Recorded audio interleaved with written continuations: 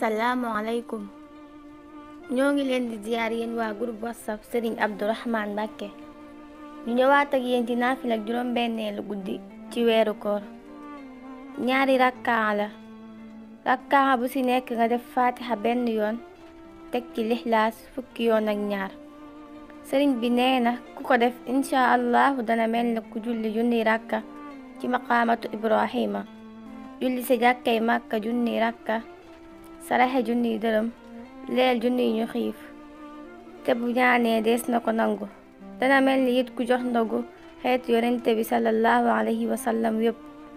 bu faatoo it ñu boole ko ci dee ci xijaab te dees na ko musal ci mettitu dee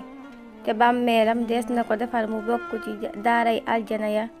te buy dekki dana ànd ak leer gu mel ne jant bi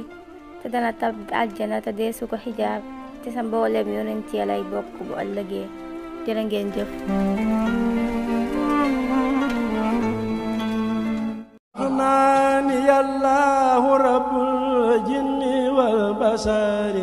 mbokk yi